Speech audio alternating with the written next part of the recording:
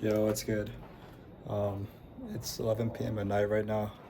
It's almost midnight, and I just had a 2 hour ferry from Santorini to Creta, and a 2 hour car ride, and an insanely busy week traveling.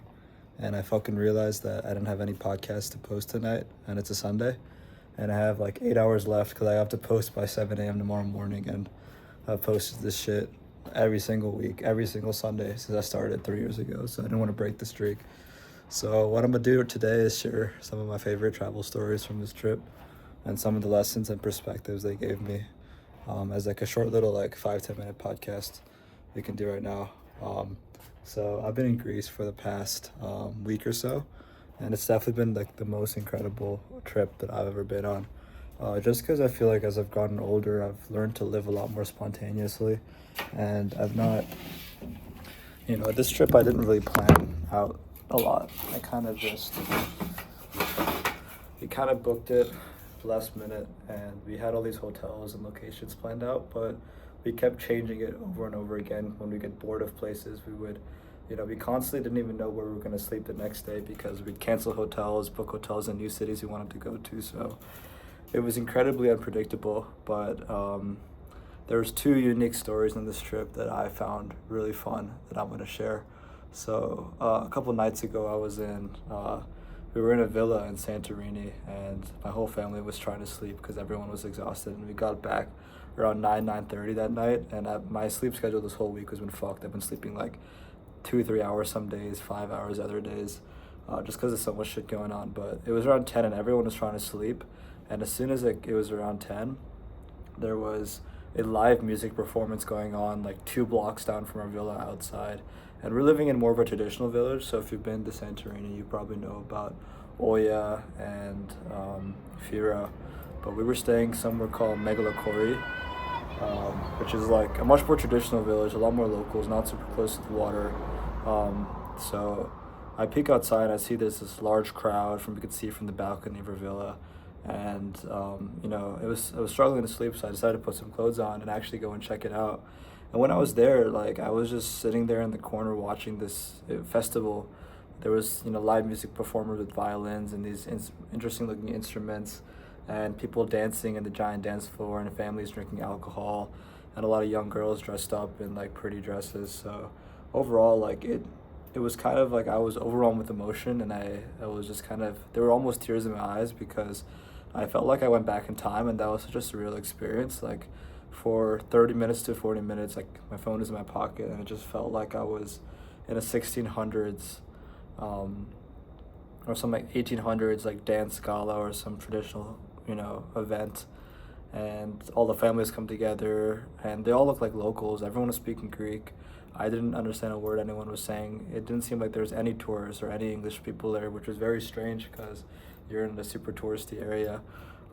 So yeah, I was just like with tears in my eyes watching this beautiful event, and I just felt this pull to go in and become a part of it, but I don't really know where to start. I don't know how to do the dances, and there was this one super tall guy who looked kind of young, who looked like kind of my age, who was doing like incredible dances, always in the middle of the crowd, and he would dance for a song and then disappear for a song and then come back and go away, and he was just vibing, and I kept seeing him try to talk to this one girl in this red dress, and I figured if I'm gonna enter this event, it's gonna be through this guy. So when he finished one of his songs, I go up to him and I start asking, like, do you speak English? Like, can you explain to me what the fuck is going on right now?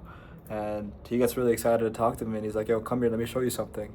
And he takes me around this building, down this alleyway, up these stairs, and then turns the corner and jumps on someone's roof. We go across his roof, jump into another roof, come across another pair of stairs. Like, he knows this place so well. And we're just doing parkour, like climbing ladders, jumping from roof to roof, going upstairs, and in like 5 minutes we're at this really, really high point on someone's rooftop, and you could just see the entirety of Megalokori from there, the most beautiful view. It's probably like 11:20 p.m., and we're just looking at this festival going on down below with this live music and a bunch of people dancing, and we're just sitting here looking at, you can see the water from there and like the land and the entirety of the town, and I'm like, this shit is insane. and he's like, asking me questions, and I'm talking to him. He grew up in Santorini. He's a complete local, and he was like 17, and he's like, you got to meet my brother. He's 22, and he's going to university in Creta, which is the island I'm on right now. It's a bit of a bigger island. So I go down and meet his brother, and they do some like fun martial arts stuff as well, like Muay Thai and gymnastics and other stuff. So it was cool to talk to him, and then we went back into the dance, and we started dancing again.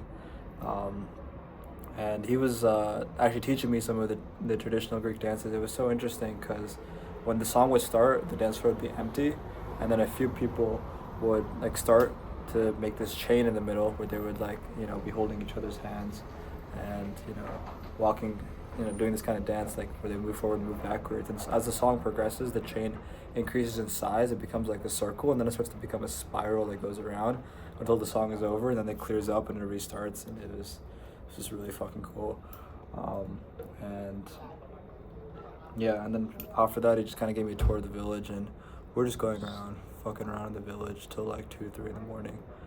It was absolutely insane.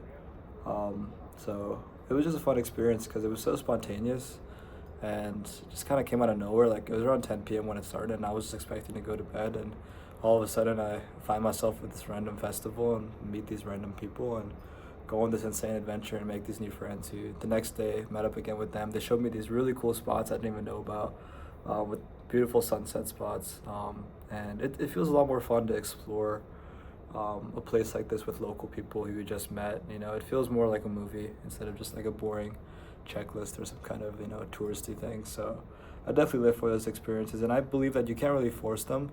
Like, you can't really go on a trip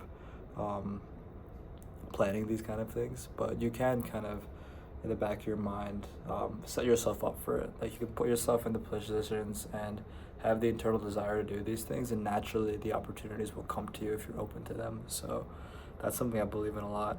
Another crazy story, it's worth saying just because of how insane it is, but I'm just chilling in the airport, just kind of doing some work, finding a charging outlet, and then like, there's a cute girl like sitting in front of me, so I just started talking to her, and then I end up making a move on her right in front of her parents, and then I end up seeing her on the same island that I'm staying at, which is kind of insane. But I think that in the past, when I was younger, like, a lot of traveling was in order to see a bunch of things and to experience a bunch of things. But now when I think of travel, I think of it with two main desires. The first desire is for education. Every time I travel, I wanted to expand my mind, and I wanted to help me, conceptualize how other people live, how other people think, and help me think in a bigger picture, like what life is and the meaning of it and what I want out of it.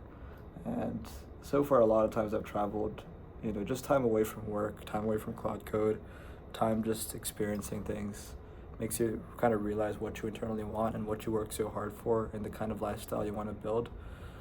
And also just there's something inside of me that craves adventure, and I look for adventure in everything I do.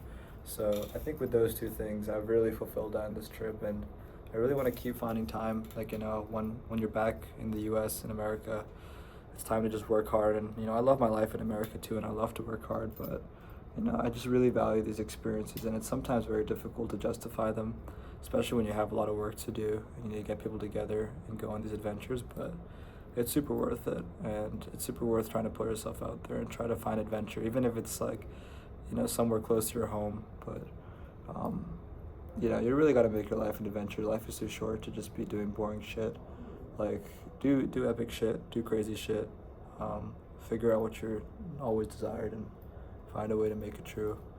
But yeah, we're gonna get some more podcast guests. August is gonna be another brutal month with my traveling. Like, I'm in Greece for a bit, and then I'll be back in Jersey for like a week, and then Michigan. So it's very hectic. We're gonna keep trying to keep the posting schedule alive. I'm gonna do massive outreach and try to get a bunch of podcasts going. But as soon as we're in the rhythm in Michigan, as usual, we're gonna have some insane podcasts. But the summer's always brutal because of all the chaos. But I think it's in the chaos where the best podcasts kind of come. So here's just a random picture of my experience here in Creta. We just arrived. Tomorrow's gonna be an insane day in Creta, but I'm gonna go to bed.